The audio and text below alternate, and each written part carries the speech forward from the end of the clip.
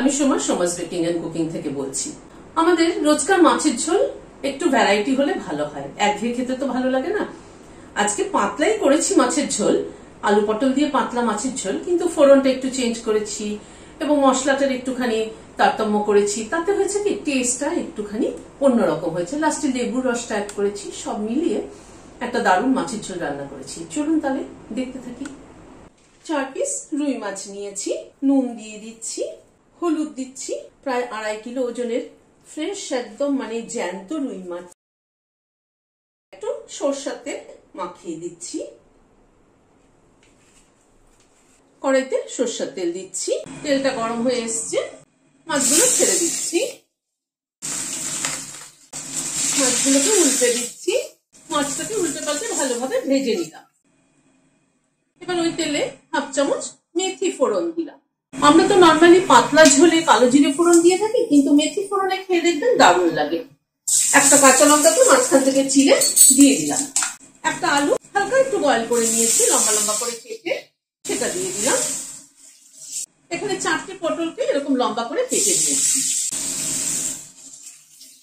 আলু পটলটাকে একটুখানি ভেজে নিচ্ছি, অল্প একটু নুন দিয়ে দিলাম, অল্প একটু হলুদ দিয়ে দিলাম। আলু পটলটাকে ভালোভাবে ভেজে নিলাম। 1/2 চামচ জিরের গুঁড়ো দিলাম, 1/2 চামচ ধনের গুঁড়ো দিলাম। এই জিরে ধনের গুঁড়োটা কিন্তু রোস্টেড।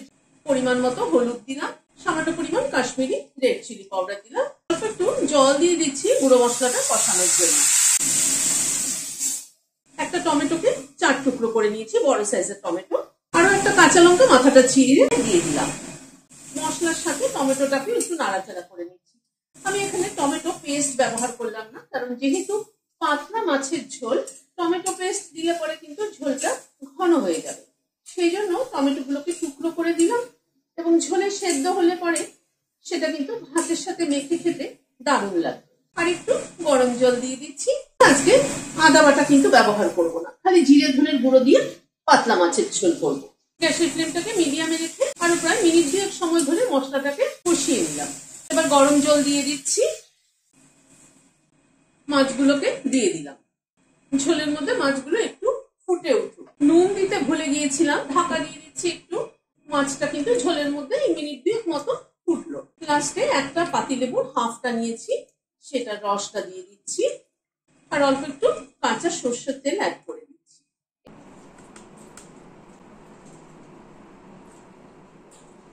ঝোলে কিন্তু মেথি ফোড়নের গন্ধটা দারুণ লাগছে। আর এই যে টমেটোটাকে আমি বললাম যে মেখে খেতে দারুণ লাগে, সত্যি কিন্তু টমেটোটা মেখে খেতে কিন্তু দারুণ লাগে।